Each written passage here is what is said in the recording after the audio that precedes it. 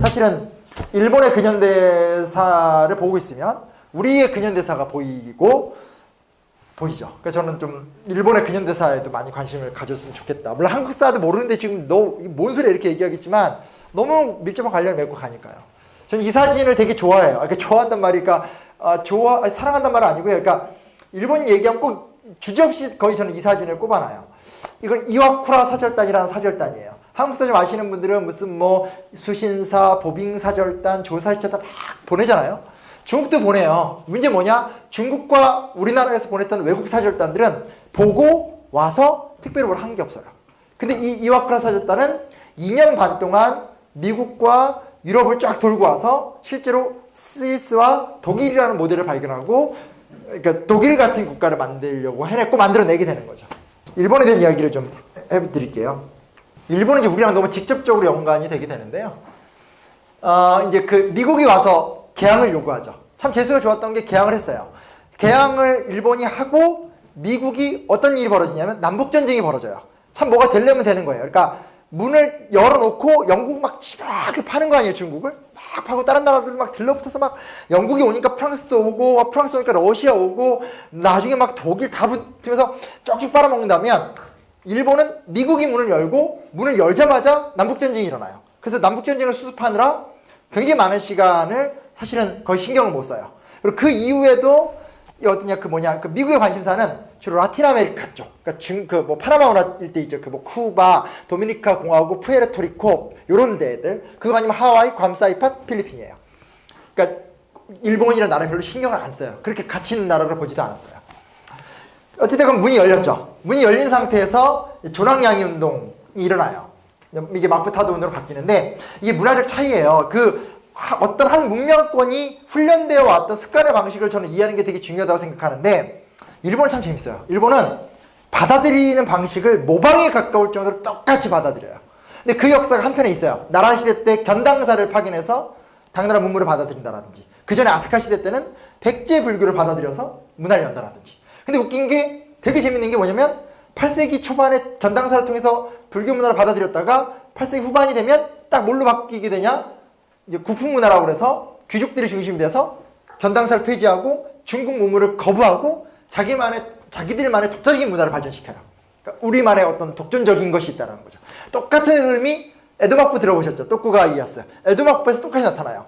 막 하이시 라장 같은 사람들이 나타나서 막 성략을 소개시켜줘요. 일본 불교도 많이 발전하고. 근데 모토리 노리나가 같은 사람들이 나오면서 이제 국학이라고 그래서 다시 또 천황 중심주의, 우리만의 그 무언가.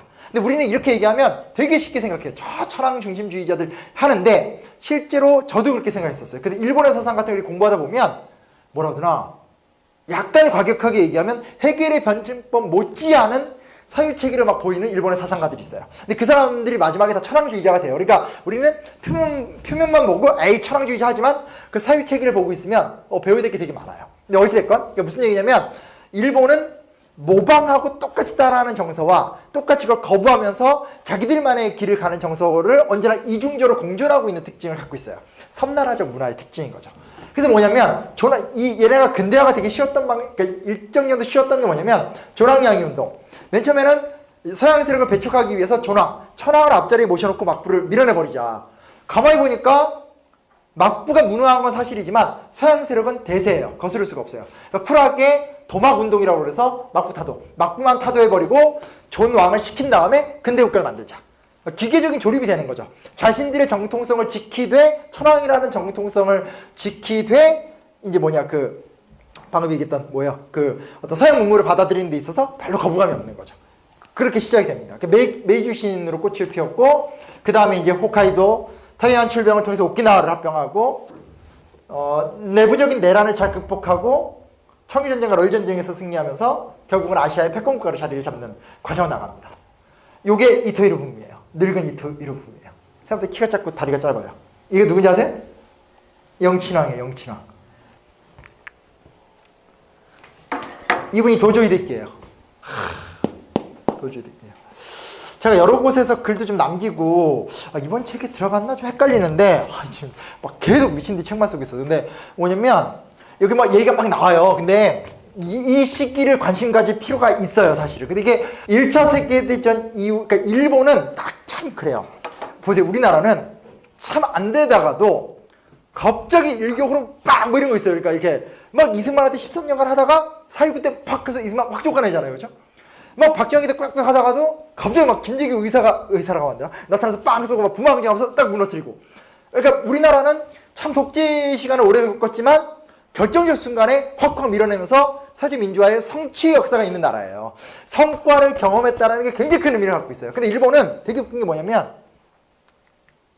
초기에 이 세이난 전쟁은 내전이에요. 일본 내에서 메이지 유신을 성공시켰던 사람들 간에 패가 갈려서 전쟁을 해요. 이거 지거든요. 그 다음에 살아남은 사람들이 자유민권 운동이라고 해서 야, 입헌 군주 국가라며 그러면 투표하고 의회 만들자고 제안을 해요. 이게 일본의 최초의 민주주의 운동이에요. 이거 실패해요. 왜 실패하냐면 이토가 메이지 헌법을 만들면서 이상한 입헌 군주 천황 중심제 국가를 만들어요. 그래서 결국은 자유민권 운동이 싹을 못 피우고 실패해요. 그리고 자유민권 운동의 리더 중에 리더, 이름 생각 안 난다. 걔를 총리 자리에 올려줘요. 그러니까 본인이 막 운동하다가 총리 자리가 되니까 그냥 쓸 거면 총리가 돼요. 이런 식의 이게 성공을 못 해요. 근데 똑같은 게 뭐냐면 1920년대 때 일본에 다이쇼 데모크라시라는 게 있어요. 다이쇼 데모크라시. 메이지 유신이란 말은 천황의 이름이 메이지 천황이잖아요. 그렇죠? 그리고 2차 세계대전을 이끌었던 천황은 쇼와 천황이에요. 근데 그 메이지 천황과 쇼와 천황 사이에 오래 못했어요. 한 10년 정도 했던 천황인데 그가 이제 다이쇼 천황이에요. 다이쇼 천황 본인도 되게 유약했고 몸이 아팠던 사람인데 1920년대 때가 일본 민주주의의 1차 전성기예요. 그러니까 자유민권 운동은 좀 약했고 이때 이 당시 일본에서 정말 유명한 인물들이 많이 나와서 자유주의, 민주주의, 기독교 박애주의, 사회주의, 아나키즘 다 나와요. 막 나오면서 뭔가 일본을 근대국가로 만들어가고 하자는 열정적인 어떤 모습들. 그래서 이제 우리가 보통 이제 여기서 좀 신학하시는 분들 같은 경우는 맨날 나오는 게 우찌무라 간조 같은 사람 꼭 배우잖아요. 근데 우찌무라 간조는 1905년 좀 더 앞 사람이고 이때는 또 그 뒤를 잇는 일본 독립교회에 아주 뛰어났던 평화운동가라든지 사회사상가들 이런 사람들이 또 대가 쏟아져 나오는 기간들이에요. 그러니까 일본 기독교가 경험했던 어떤 민주주의나 어떤 근대국가의 이 비전상이 되게 높은 거죠. 우리나라 같은 경우는 우리나라의 기독교는 시작할 때부터 민족운동으로 시작을 했기 때문에 독립국가가 달성된 다음부터는 그 다음 아젠다가 지금 없는 거잖아요. 그러니까 사실은 훌륭한 독립운동가들은 많지만 그 이후에 어떤 좀 많이 부족한 이런 모습 좀 되는 거죠. 아무튼 그래요. 근데 이제 이런 20년대 때 다이쇼 데모크라시가 하나하나 부서져요. 이 도저히 됐게요. 나중에 일본의 총리 대신이 됐고 2차 세계대전을 진두지휘했던 인물이에요. 여하간 중요한 것은 일본 군부가 자율성을 발휘하기 시작해요. 이시하라 간지 같은 사람들이 세계 전쟁론 같은 걸 외치면서 최후의 전쟁은 우리와 소련이 붙을 것이다. 이런 얘기를 해요. 그리고 이제 이시하라 간지 말고 여러 사람들이 나와서 최후의 전쟁은 우리와 미국이 붙을 것이다. 이런 것도 하고 자기들끼리 막 장군들끼리 앉아서 차후에 어디랑 싸워야 되냐. 그러면 이제 한쪽은 이제 밀고 내려가서 어디냐 이제 중국을 공격하자라든지 한쪽은 소련을 공격하자라든지 이런 거 갖고 엄청나게 막 설계를 해요. 그리고 결국 군부가 이 만주사변이라는 게 내각의 간섭을 그냥 막아버리고 그냥 독재적 밀고 들어가서 만주를 점령했던 거였거든요. 이때부터 고삐가 풀린 거죠. 군부를 내각이 통제를 못하는 거예요. 그러니까 5.15 사건, 2.16 사건 같은 경우는 그 이후에 쉽게 말하면 군부의 친위 쿠데타예요. 군대 내에 황도파, 통제파에서 여러 분파들이 있는데 그 분파들 간의 막 충돌 속에서 결국은 이제 어떤 이 통제파라고 해서 노조이대끼를 중심으로 하는 고급 장교들 중심의 과두국가가 되는 거예요. 이때쯤 되면 여기다 다 쓰지도 않았지만 대정익찬에 그러니까 요즘 말하면 이거예요. 천황위 있고요. 국가를 거의 주도하는 사람은 다 군부 리더들이에요. 그러니까 과거 군인 출신의 정치가들인 거죠. 그리고 아니면 그냥 군인들. 그리고 시민단체는 대부분 다 어버이연합 같은 것들. 황도의회, 대정익찬 아니다. 여러 단체들이 있어요. 그래서 그리고 이제 기타이키 같은 우익 사상가들이 나와요. 그래서 완전히 30년대로 들어가 버리면 나라 전체가 너무나 철저할 정도로 극우적인 장군, 군부, 지식인, 시민단체까지 완전히 통짜가 돼요. 그리고 중일전쟁이나 태평양 전쟁으로 가게 되면 인류 역사에서 유일하게 세계사에서 유일하게 일본 공산당이 전향을 해요. 이것도 되게 특이한 사례예요. 그러니까 공산당이 전쟁기 때 전향하는 사례가 거의 없거든요. 전향 뭔지 아시죠? 이게 지금 입장을 바꾸는 거. 근데 일본 공산당의 상당수의 리더들은 다 천황폐하 만세로 다 전향을 해요. 일본이 갖고 있는 독특한 약한 어떤 천황주의 같은 게 또 여기서 막 꽃을 피우죠. 그래서 결국은 이렇게 어떤 아주 극도의 군인이 주도하고 극우 사상가들이 주도하는 리더들에 의해서 전쟁들이 계속 이루어지게 되고 그다음 이제 패망까지 가게 되는 게 일본의 근대사예요. 전후입니다. 이것도 되게 좀 진지하게 생각해 볼 필요가 있어요. 일단은 미군정이 들어왔죠. 미군정이 들어왔어요. 당시 패망했었을 때 일본 사람들의 목표는 뭐였냐면 철저하게 천황 중심주의를 지키고 싶었어요. 그리고 되게 비극적인 게 뭐냐면 주요 전범들을 쫓아냈고 메가더가 직접 민주주의 국가로 바꿔라는 5개의 지시사항을 계속 내려요. 근데 이게 전쟁이 졌을 뿐이지 사회의 압도적 주류 세력은 다 여전히 보수파들이에요. 그래서 다수의 전범들을 쫓아냈음에도 불구하고 역시 정부를 만들어서 운영하는 사람 다 보수파들이에요. 그리고 한국전쟁이 일어나게 되면서 이 사람 누군지 아세요? 기시 노부스케예요. 누군지 아시죠? 아베 총리 외할아버지. 이런 전범들이 막 복귀를 해요.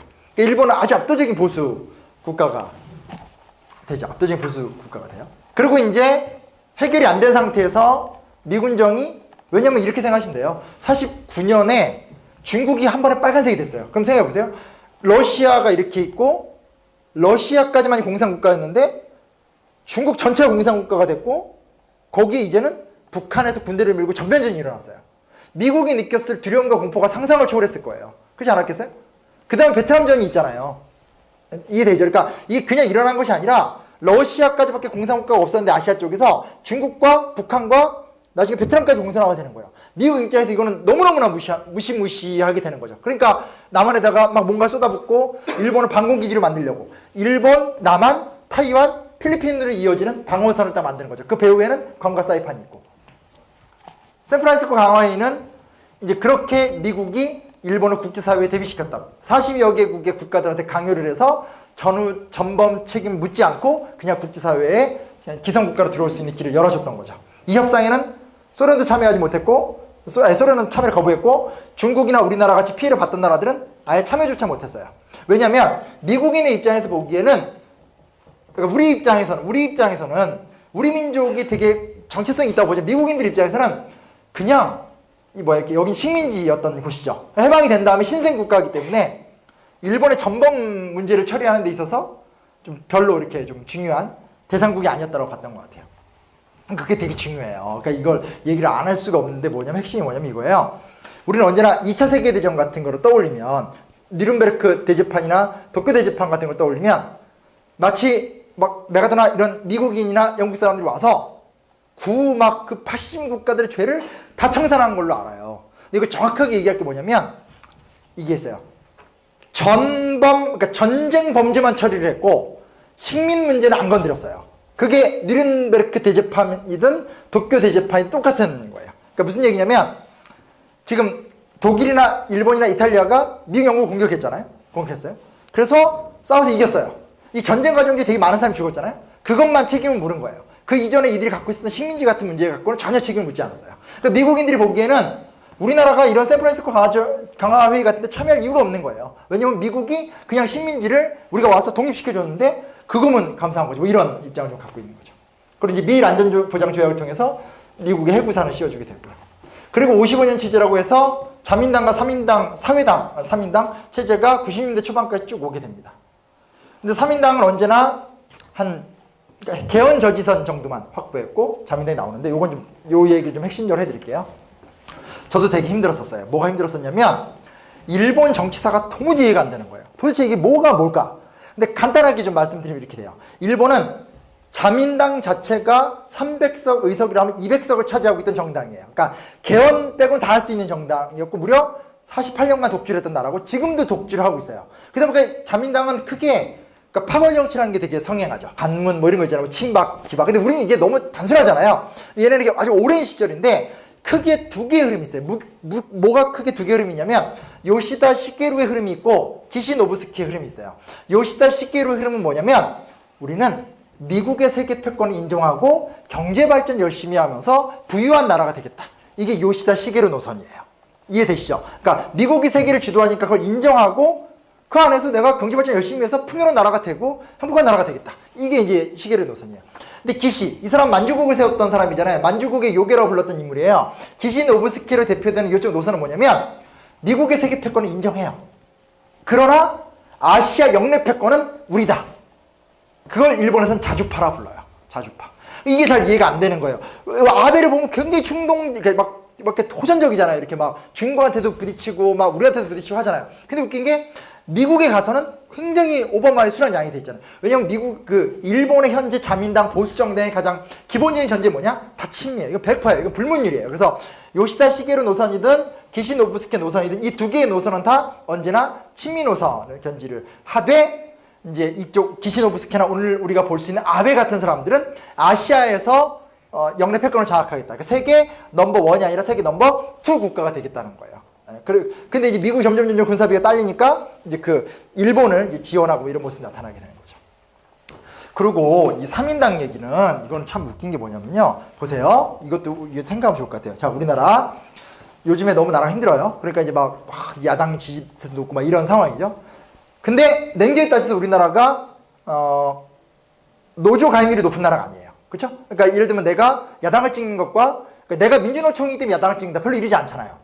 그리고 사실은 그동안 민주노총은 더민주당이 아니라 지금 저기 어디 정의당도 아니죠. 요즘엔 정의당은 좀 맞지만 원래는 어디죠? 저기 NL 쪽에서 통합진보당 이쪽이 되게 강했잖아요. 그러니까 우리나라는 노조 가입률도 낮고 노조가 미치는 사회적 영향력이 아주 제한적이에요. 주로 진보정당 쪽과의 관련만 가질 뿐이에요. 시민단체들이 많죠. 근데 우리나라에서 10,000명 넘는 시민단체가 10개가 안 돼요. 유일하게 환경운동연합이 굉장히 많고, 민족문제연구소가 14,000명이 정도 되고, 녹색연합이 10,000명이 안 되는 걸로 알고 있어요. 나머지는 그러니까 막 이렇게 그런데 가보면요. 참여단체는 수백 개인데 모인 사람은 수십이에요. 너무 비극적이에요. 그래서 한 사람이만 단체 5개씩 갖고 있고, 와, 나 진짜 기가 찬데, 제가 무슨 얘기하고 싶은지 알겠죠? 사실상 우리나라는 그냥 야당을 찍는 사람들이 많은 거지, 야당의 내용 구성원을 보면 노조도 아니고 시민단체도 아니에요. 그러니까 이게 뭐냐면, 근데 일본은 그렇지 않아요. 일본은 기본적으로 사회당 자체가 소위 말하는 일본은 공산당도 있잖아요. 근데 공산당 정도는 아니더라도 확실한 계급 노선을 견지해요. 그리고 총평이라 해서 일본 총노동자연합회인데 이 3인당은 철저하게 일본 노조의 지지와 일본 시민단체의 지지 속에서 운영되는 정당이에요. 그래서 3인당 같은 경우는 한편에서는 이 소위 말하는 계급 모순 타도, 또 한편에서는 평화운동, 이 두 가지를 바탕으로 쭉 성장해온 나라예요. 그러니까 제 말 좀 이해되세요? 그러니까 우리나라 같은 경우 노동운동 자체가 전태일 이후에 1970년대 이후에 시작이 됐고, 민주노총 언제 만들어진 줄 아세요? 1995년에 만들어졌어요. 그러니까 우리나라의 전국 단위의 노동조합이 만들어진 게 20년밖에 안 됐어요.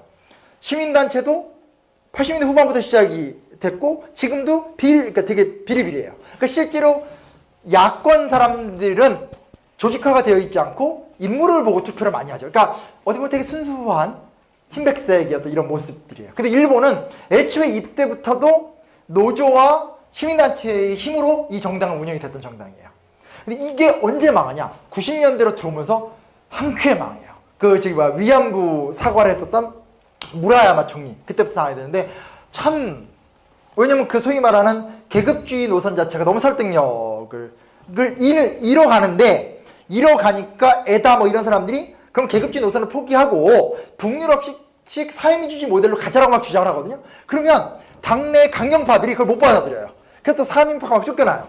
이런 식의 악순환이 이루어지다가 무라야마 총리 그때가 이제 놀랍게도 3인당과 자민당이 연합해서 만든 정권이거든요. 그렇게 되면서 일본의 평화 세력이 3인당을 버려요. 그래서 지금 가보면 완전 자민당 독주 체제가 될 수밖에 없는, 일본의 진보가 갖고 있는 한계죠. 그러니까 우리는 시간이 갈수록 진보나 개혁의 영역이 넓어지는데 그 내용을 담을 수 있는 체계화된 이념이나 비전이나 조직이 부재한 게 문제인 거고, 일본은 조기에 성숙했는데 그게 유지가 안 되니까 또 문제인 거고, 아주 좀 다르죠. 중국은 아예 이제 야당이라는 개념이 없는 또 다른 형태가 되는 거니까요. 그런 모습들이 있다는 걸 좀 염두에 둬야지 아베가 왜 나와서 활기를 치는지에 대한 최소한의 이해가 됩니다. 마무리를 지어보도록 할게요. 일본은 중국과는 다르게 단순히 바꾼 나라예요. 단순히 바꿨어요. 1868년이 메이지 유신인데 약 15년 정도 싸워서 한숨의 근대국가가 됐어요. 그렇기 때문에 근데 이게 가능했던 이유는 첫째, 공간의 자율성과 학문의 연속성이에요. 공간의 자율성은 얘네는 봉건제 국가잖아요. 봉건제 국가니까 지방 번들이 다 자율성을 갖고 있어요.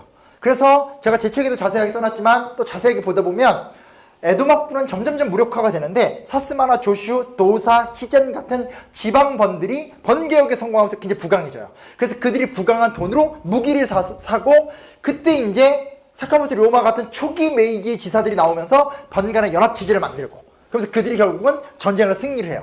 그러니까 한 사회가 여러 위기 속에서 살아남으려면 자율성이 그 사회에 몇 개가 있어야 돼요. 그래야지 A라는 체제가 무너졌을 때 B라는 대안으로 국가를 운영할 수 있는 거거든요. 근데 중국이나 중국 워낙 크니까 워낙 전통의 뿌리가 크지만 워낙 컸고 일본은 봉건제라는 것이 아주 큰 또 효력을 발휘했고 우리는 이제 그게 안 되는 거죠. 크지도 않고 자율성도 없었고 학문적 연속성도 이게 간단히 넘길 문제가 아니에요. 우리는 그냥 저 천황주의자들이 되게 쉽게 얘기하지만 어찌됐건 일본을 묶어줬던 구심점은 천황주의거든요. 근데 이게 보면 일본의 오기소라이 같은 사람들이 주장했던 성리학의 변형인 고학도 그렇고 나중에 나오는 국학이나 미토학 같은 것들이 대부분 다 천황 중심주의를 통한 일본식 세계관 같은 것들을 계속 발전시켜 와요.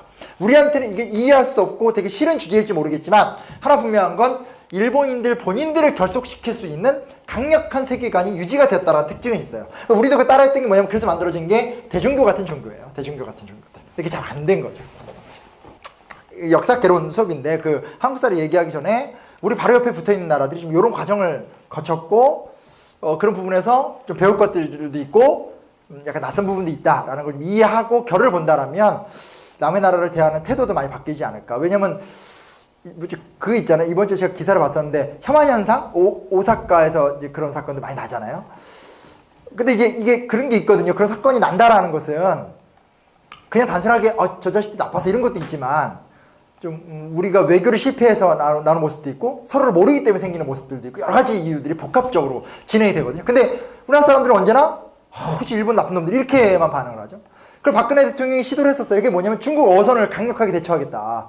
이거 아마 또 할 거예요. 사실 되게 위험한 시도거든요. 중국 어선을 강력하게 대처하면서 기관총을 발사하겠다는 얘기를 해버리면 사실 중국과의 관계가 아주 비틀어지게 되는 건데 먹힐 수 있죠. 왜냐면 우리나라 사람들한테 중요한 건 내 자존심이 중요한 거거든요. 국제 질서에서 우리가 어떤 이득을 얻느냐보다는 당장 저 짱깨들을 기관총으로 날려버리면 기분 좋잖아요. 그러니까 이게 단순한 대중심인 거죠. 그래서 그런 걸 좀 극복하기 위해서라도 또 우리의 모습을 보기 위해서라도 좀 중국, 일본 사회에 대해서 좀 관심을 좀 가져주는 게 좋지 않냐. 장기적 과제로서 좀 관심을 가져주면 좋겠다라는 의도로 일단 본격적으로 한국사 얘기를 하기 전에 오늘 이야기를 해봤습니다. 운동하다가 총리 자리가 되니까 그냥 슬그머니 총리가 돼요. 이런 식의 이게 성공을 못해요. 근데 똑같은 게 뭐냐면 1920년대 때 일본의 다이쇼 데모크라시라는 게 있어요. 다이쇼 데모크라시.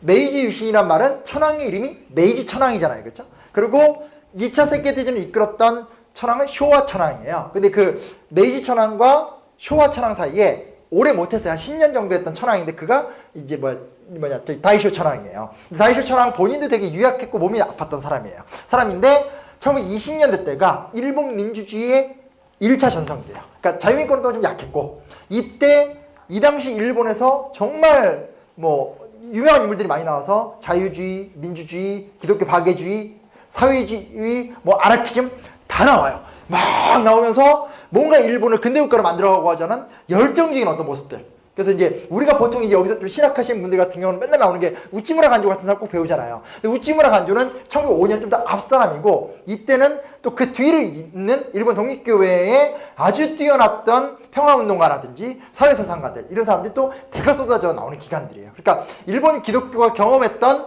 어떤 민주주의나 어떤 근대국가의 이 비전상이 되게 높은 거죠. 우리나라 같은 경우는 우리나라의 기독교는 시작할 때부터 민족운동으로 시작을 했기 때문에 독립국가가 달성된 다음부터는 그 다음 아젠다가 지금 없는 거잖아요. 그러니까 사실은 훌륭한 독립운동가들은 많지만 그 이후에 어떤 좀 많이 부족한 이런 모습 좀 되는 거죠. 아무튼 그래요. 근데 이제 이런 20년대 때 다이쇼 데모크라시가 하나하나 부서져요. 이 도저히 됐게요. 나중에 일본의 총리 대신이 됐고 2차 세계대전을 진두지휘했던 인물이에요. 여하간 중요한 것은 일본 군부가 자율성을 발휘하기 시작해요. 이시하라 간지 같은 사람들이 세계 전쟁론 같은 걸 외치면서 최후의 전쟁은 우리와 소련이 붙을 것이다. 이런 얘기를 해요. 그리고 이제 이시하라 간지 말고도 여러 사람들이 나와서 최후의 전쟁은 우리와 미국이 붙을 것이다. 이런 것도 하고 자기들끼리 막 장군들끼리 앉아서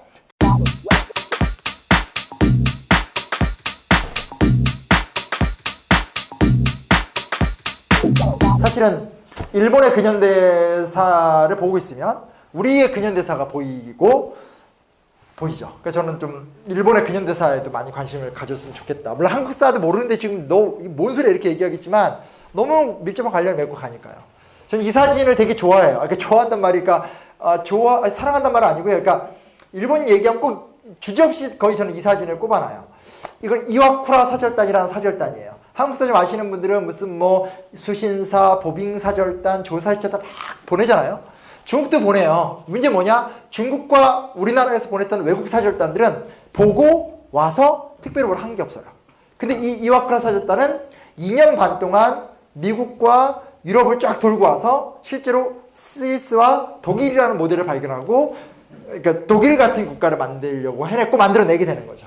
일본에 대한 이야기를 좀 해드릴게요. 일본은 이제 우리랑 너무 직접적으로 연관이 되게 되는데요. 이제 그 미국이 와서 개항을 요구하죠. 참 재수가 좋았던 게 개항을 했어요. 개항을 일본이 하고 미국이 어떤 일이 벌어지냐면 남북전쟁이 벌어져요. 참 뭐가 되려면 되는 거예요. 그러니까 문을 열어놓고 영국 막 지박하게 파는 거 아니에요, 중국을? 막 파고 다른 나라들 막 들러붙어서 막 영국이 오니까 프랑스도 오고, 프랑스 오니까 러시아 오고, 나중에 막 독일 다 붙으면서 쪽쪽 빨아먹는다면 일본은 미국이 문을 열고 문을 열자마자 남북전쟁이 일어나요. 그래서 남북전쟁을 수습하느라 굉장히 많은 시간을 사실은 거의 신경을 못 써요. 그리고 그 이후에도 그 미국의 관심사는 주로 라틴 아메리카 쪽, 그러니까 뭐 파나마 운하 일대 있죠. 그 뭐 쿠바, 도미니카 공화국, 푸에르토리코 요런 데들, 그거 아니면 하와이, 괌, 사이판, 필리핀이에요. 그러니까 일본이라는 나라 별로 신경을 안 써요. 그렇게 가치 있는 나라를 보지도 않았어요. 어쨌든 그럼 문이 열렸죠. 문이 열린 상태에서 조랑양이 운동이 일어나요. 이게 마프타도운으로 바뀌는데 이게 문화적 차이예요.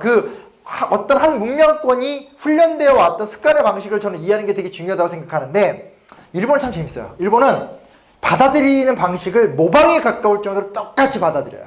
근데 그 역사가 한편에 있어요. 나라 시대 때 견당사를 파견해서 당나라 문물을 받아들인다라든지, 그 전에 아스카 시대 때는 백제 불교를 받아들여서 문화를 연다라든지. 근데 웃긴 게, 되게 재밌는 게 뭐냐면 8세기 초반에 견당사를 통해서 불교 문화를 받아들였다가 8세기 후반이 되면 딱 뭘로 바뀌게 되냐?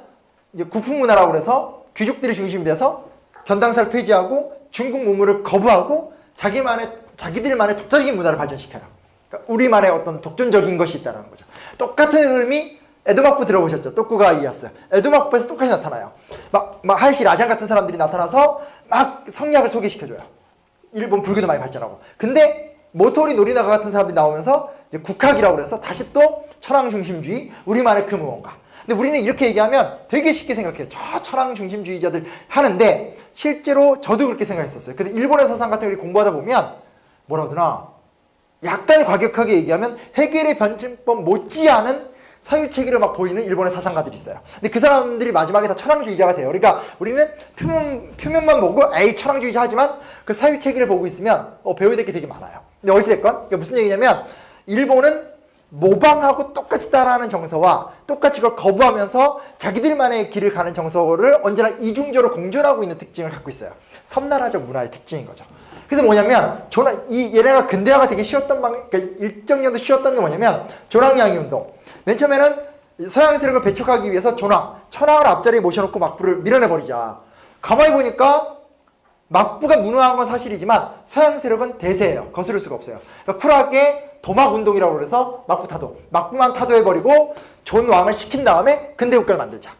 기계적인 조립이 되는 거죠. 자신들의 정통성을 지키되, 천황이라는 정통성을 지키되, 이제 방금 얘기했던 어떤 서양 문물을 받아들이는 데 있어서 별로 거부감이 없는 거죠.